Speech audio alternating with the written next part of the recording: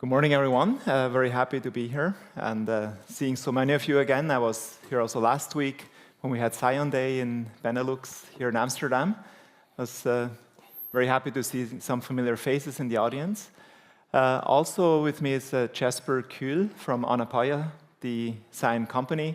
So in case you have more questions, also please come see Jesper. He should be here somewhere. No, maybe still in the coffee break. Anyway, yeah, let's get started. Essentially, SCION is a highly secure internet architecture that was designed for security and sovereignty. Right? In these days, this may sound a bit, opportunistic to say, well, sovereignty is a hot topic. But really, when you look back at 2009, when we started designing SCION, we really started actually sovereignty as one of the key building blocks, as I'm going to explain in a minute.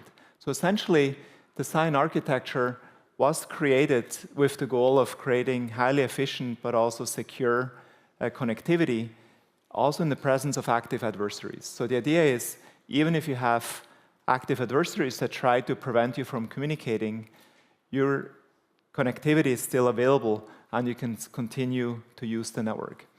And SCION is at the same level as BGP, so it's not a replacement, but in a way, an addition running side by side with BGP. So this is just to start and tell you a bit as a background about SCION. So in essence, SCION is for sovereignty, and one of the main features is the notion of isolation domains, where you can isolate faults. It's not for isolating traffic, but it's really for isolating faults, but also for scoping trust.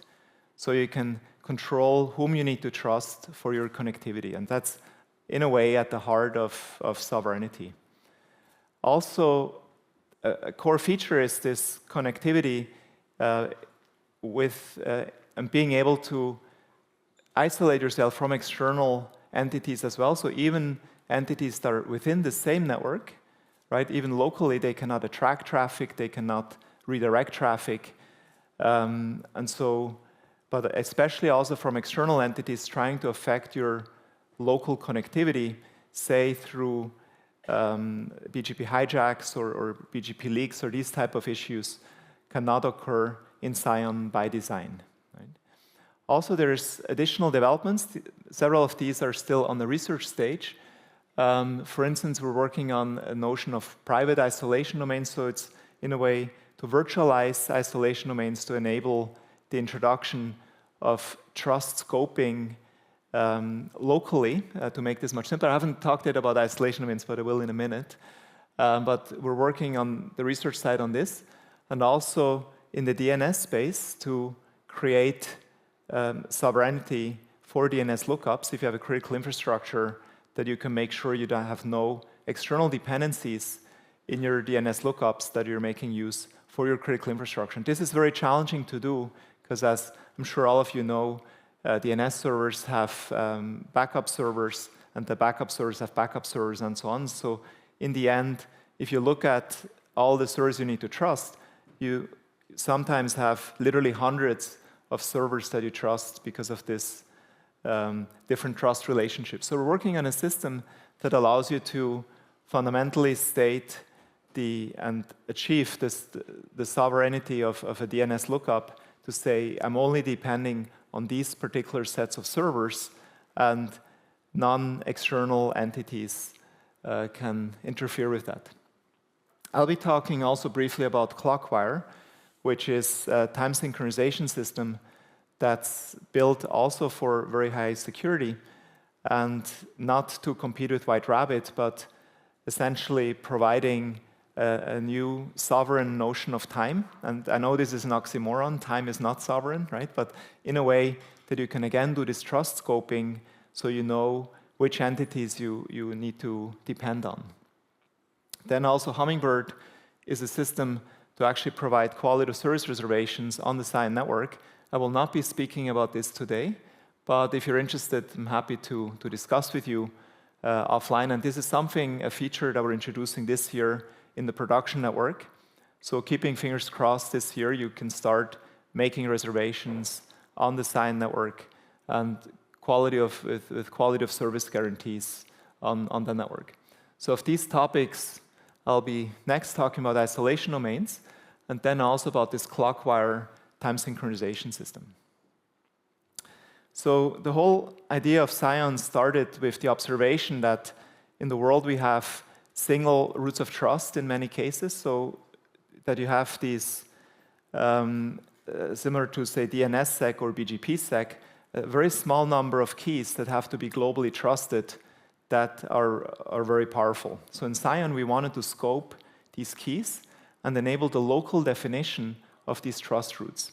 And so we started looking at, like today's internet, of course, with autonomous systems, that we see each circle represents an autonomous system, and they will be scoped into these isolation domains. It's not isolating traffic, but it's really isolating trust and isolating external faults. So if you have a fault in one of these isolation domains, it doesn't affect other isolation domains.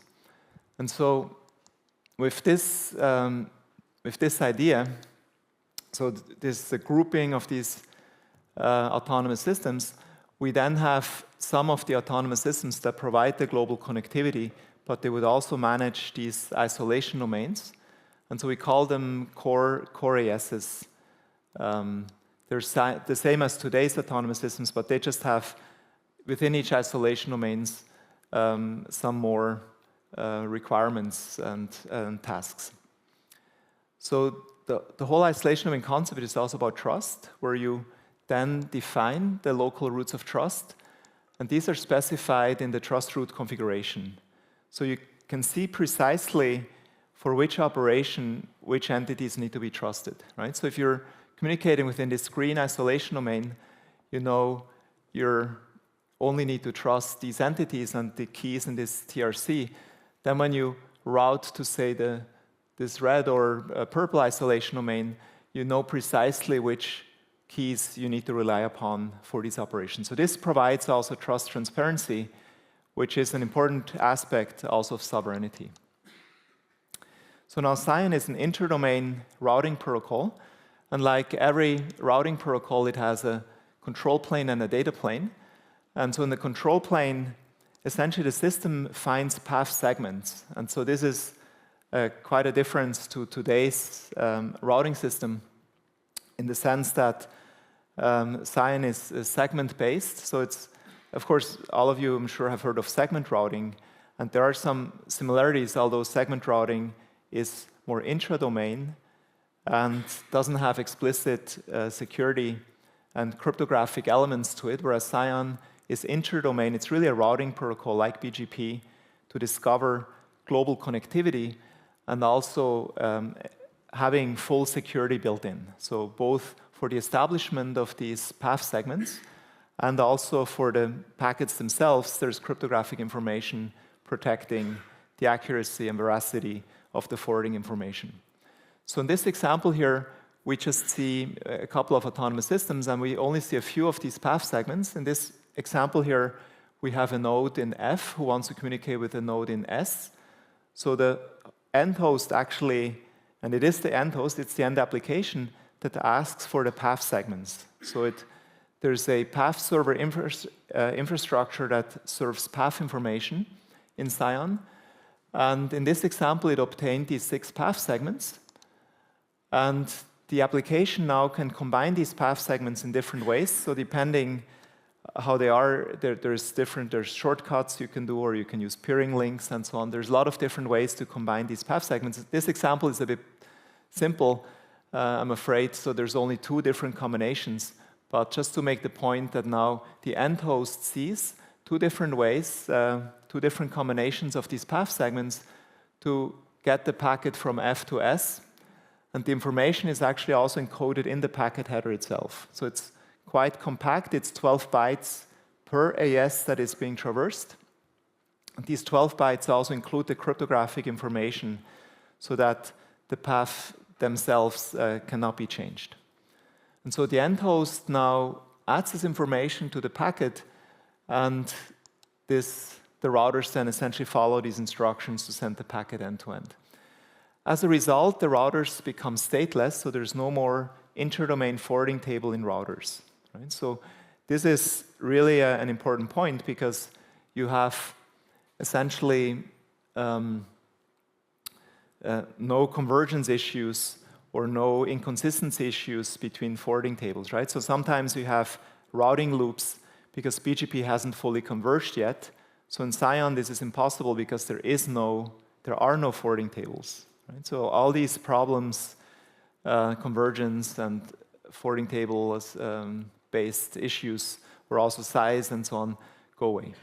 So in a way, it's a very simple architecture, right? So you have the control plane that finds these path segments, disseminates them to path servers, and in the data plane, the information is being used then to explicitly send a packet on a given set of path segments.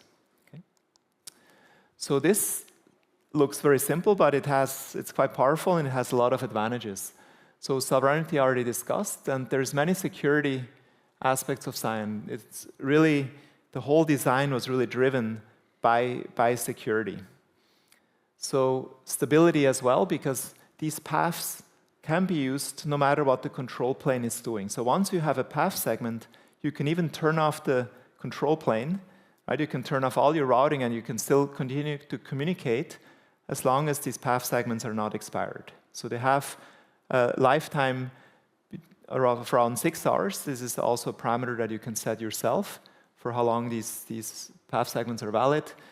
But as long as you have it, even if the whole control plane is turned off, you can communicate. And so it provides tremendous stability, as well as the multipathing itself, using all the different paths that are available, helps also tremendously with resilience, reliability, and so on.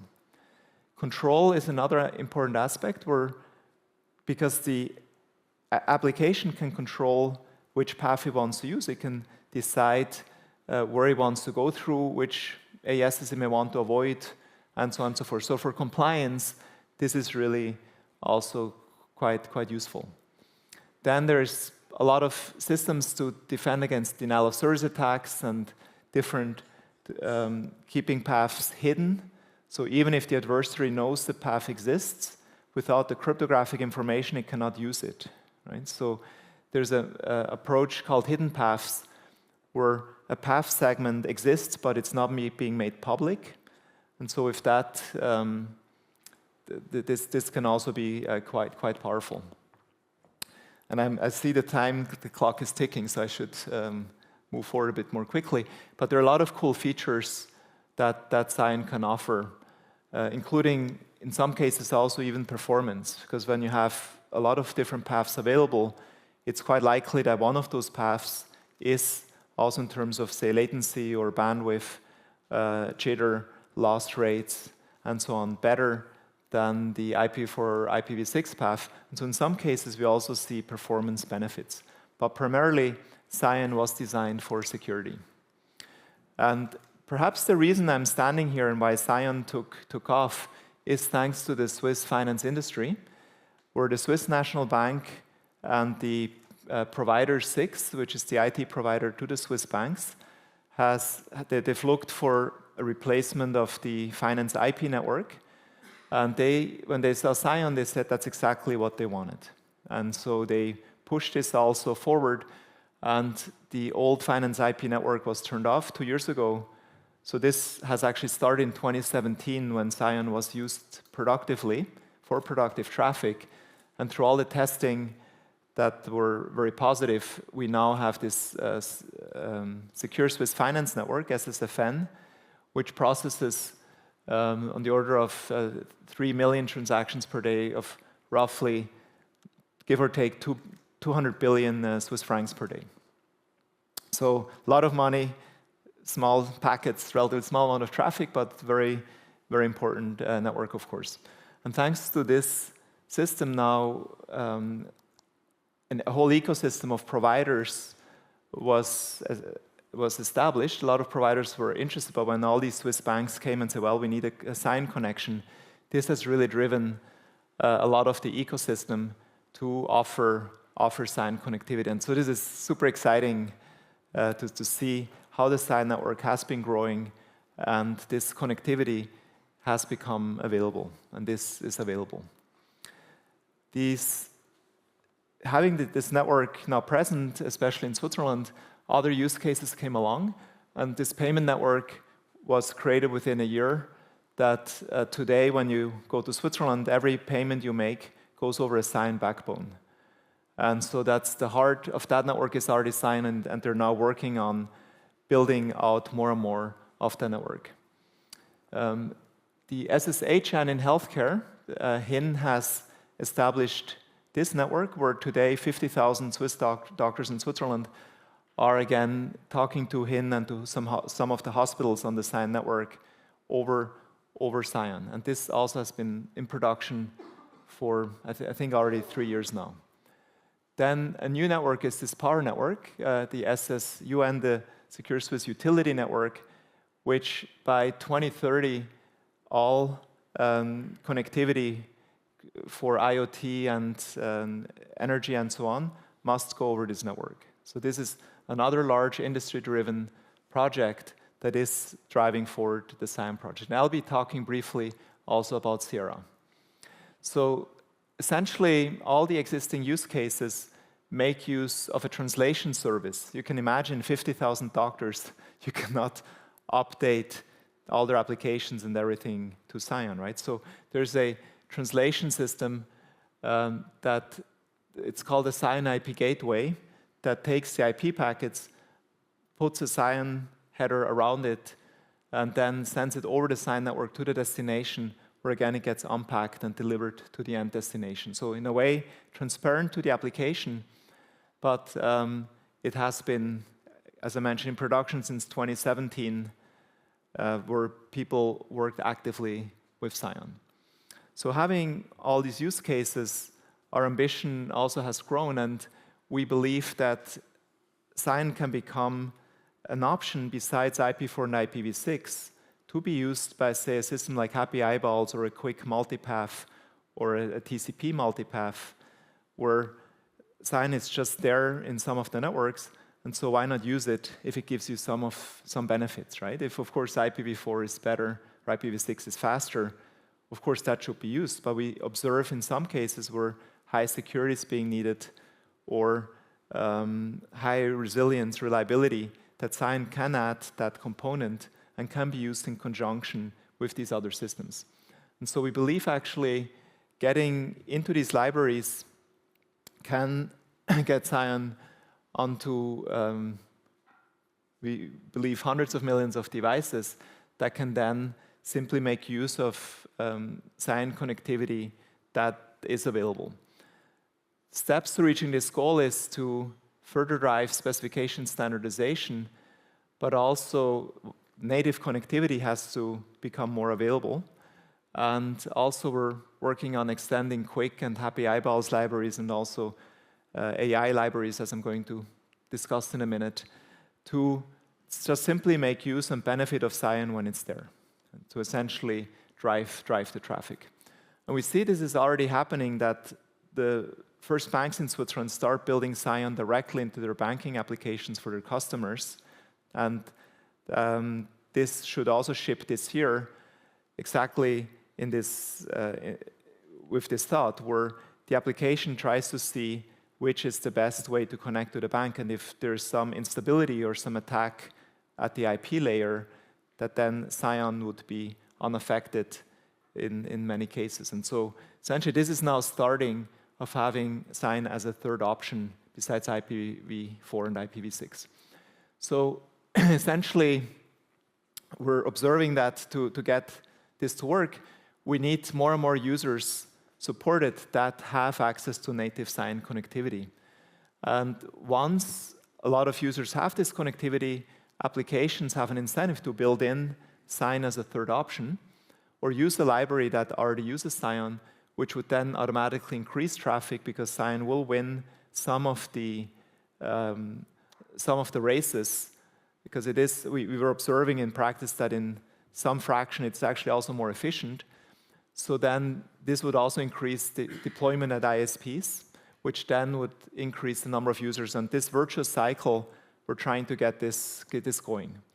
So the way what we've been doing is deploying SCION also globally at different universities, And so we've built this Sierra network that today covers 250,000 users worldwide at different universities that have native SCION connectivity, all the way from Hong Kong, South Korea, in Singapore, and various places in Europe as well. And also in Brazil, there's a large deployment. Actually, Brazil is growing the fastest right now, giving us, in the next couple of weeks, probably 400,000 new users with native SCION connectivity. So this is quite exciting. And our measurements show that even though this SCION network is a network that essentially we've built from the university, it beats the IP network in a number of cases when the RTT, and quite consistently when the RTT is over about 150 milliseconds. So it's pretty far, yes, you do need to, IP is better. In most cases, when it's below, you see the higher the better in this graph. It's called a CDF, which means what fraction of the packets are below a certain RTT. And so the higher you are, it means a larger fraction is below an RTT, which is better. So you see IP is better below 150 for the most cases. But then, because of the multipathing, SCION wins, and quite substantially, especially for the long-haul traffic. And what's super exciting is the number of different paths that are available. So this shows the different autonomous systems in this network and how many different paths are visible that are active, that they can use. And you see there's a few 3s, 5s, yes, but then there's also many, many above tens of paths that are available. So this is super exciting. So as a researcher, when I see this, I'm just getting so excited because you can now optimize across all these paths. And obviously, when you have so many path choices, it's likely that you can really, really benefit. So there's a lot of concrete use cases. We're currently working with different entities that build AI libraries, including NVIDIA, that essentially build SCION directly into the AI library. So essentially the idea is, well, if SCION gives you some additional bandwidth or property or security, why not use it, right? And if it's already in the library, it can be that whoever runs this can just use SCION without even knowing it's there. Right? So that's the idea here, that we're building this in, and also working in healthcare as well, and building SSH with SCION support, WireGuard with SCION support, and so on. So we see a lot of opportunities for actually using SCION in practice.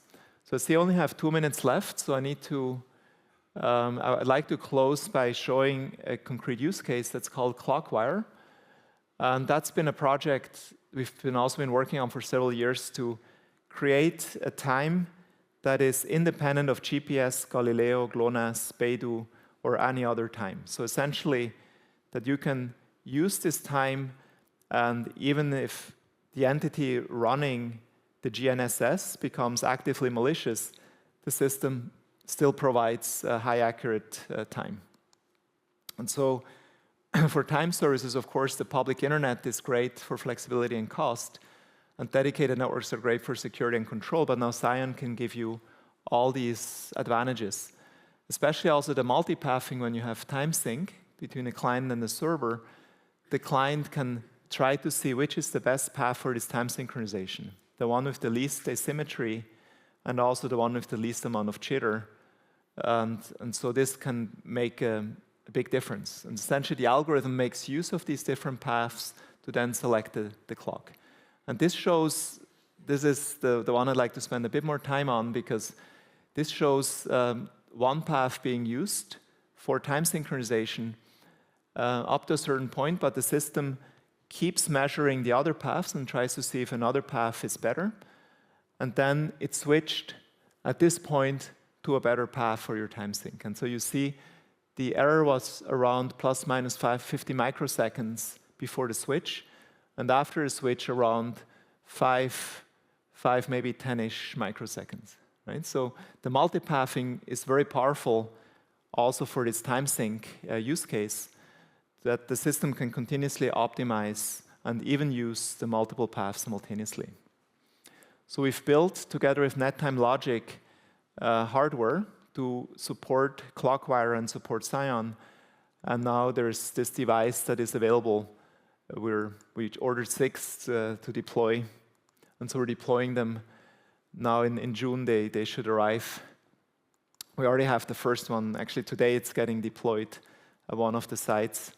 And then in June, the other 6 should arrive. So this is a project that Mark Fry runs in our research group, together with Sven Meyer at NetTime Logic, that provides this Clockwire time. So as I mentioned, this is still on the research side, but we anticipate building this time sync network in Switzerland and also across Europe to provide this sovereign notion of time. We have a number of partners that are assisting in this project as well, and so it's quite exciting. So essentially, in summary, so you have 57 seconds. So in summary, SCION is a new internet technology that gives you additional connectivity, and you can use it besides IPv4 and IPv6. And it has many aspects of sovereignty, including, of course, the connectivity itself, that you can know precisely what you need to rely upon, and you can restrict the trust you need to have on external entities, and the whole system is secure, right? So you have fully signed routing information, and also the information in the packets itself is cryptographically protected as well. Now with Clockwire, you can get some form of sovereign time, and also, but this is more still in the research side, where we're working on DNS systems that provide an SLA, which I'm sure if you think about this, you know, this is kind of impossible because you're relying on a lot of different servers. But we're looking at how far can we drive this to provide the strongest possible properties for DNS, essentially reusing current DNS servers, right? So we don't want to make changes to today's, or only very minimal changes to today's DNS infrastructure to provide an SLA. And so we believe that actually AI can help us accelerate the deployment of SCION, where you can just use a coding agent. In fact, one of the people in our team just asked Claude to add SCION to Chromium, and I just did it, okay? We were just totally stunned. So Chromium, essentially the open source version, of course, of the Chrome browser, now that prototype that we use essentially is SCION ready. So we're looking at how to make this available to more people, but you can essentially ask Claude to add SCION to your application. And I also recommend, if you have questions, ask ChatGPT or so about SCION. It knows the answers are quite correct. I've been playing with this, and it's quite helpful. And so we're also working on AI systems to optimize the path selection. You've seen, in some cases, 100 path options available. And how do you pick among 100 paths, right? It's not easy to do that. And so obviously using AI is burning a lot of cycles, but the question is, and this needs to happen within microseconds, right? We cannot spend 10 seconds to optimize the paths, right? So, but we do see opportunities in this ecosystem to also make use of AI and so on, to also make use of inference and training to use SCION in addition to IPv4 and IPv6. So with that, I'm sure there are a lot of questions. I'm happy to answer your questions. Thanks so much for your attention. Yes. We're going to take one question, also due to time, but also the first question I have, are we going to share this information afterwards? I think probably yes, right? So a lot of information, and I think already some head nodding. So I'm going to take one question in the audience before, you're the lucky man, so go for it. Go for it. This is Stavros from Amsterdam Internet Exchange, network engineer. Thank you, Adrian, for the great presentation, very useful. I would like to ask you about how do you see the role of IXPs in the SCION ecosystem in terms of, for example, in IXPs are in general hidden in the path. So, for example, if you open BGP AS path, you don't see the AS number of an IXP inside, so they're hidden actually. So it seems that the networks are directly connected to each other. You can see a layer 2 domain. But in this case, in the SCION architecture, do we need to have an ISD? And that means the IXPs are not hidden anymore, and the applications can have the option to choose the traffic to go via an IXP. Or if we remained hidden, then we're going to break the SCION architecture. So what's your opinion? Wow. Great question. Great question. So one way to think about it is you could do both even, right? So in SCION, you can be in part of multiple ISDs simultaneously. So you could create a sovereignty fabric in parallel with the rest, and SCION essentially exposes this as options, right? So the customer, so you can have your VLAN fabric that provides the SCION peering, and everyone can connect to that wants to do the SCION peering. And in addition, you could create and be also visible and create a sovereignty domain if you wish to do so. And then the application itself can then decide what it wants to use, right? It's also the private ISTs I was mentioning are kind of similar because they create a virtual routing layer on top and exactly exposing, we call this dependency scoping, right? So there's all these dependencies in time for time sync, for DNS, and so on. With this, we're trying to create an ecosystem that allows you to precisely determine your dependencies, which is very challenging to do today. Today, if you look at distributed systems in detail, your dependencies are pretty much all over the world. Especially trust dependencies you're trusting so many different entities that we call this also a kill switch sometimes, right? Where entities can actually turn off your networks. Yeah. And with this architecture, you can now create an environment where you can control this precisely and also expose it so that the user can precisely see what they depend on. Wow. Right? So for the IXP, and sorry, I know my time is over, but just a little. Last thing, IXPs oftentimes also provide redundancy. This redundancy is invisible in today's internet, right? So sometimes even triple redundancy. In SCION, you can expose this redundancy and make it all active. And essentially, all the redundant links become active paths that can then all be used in parallel.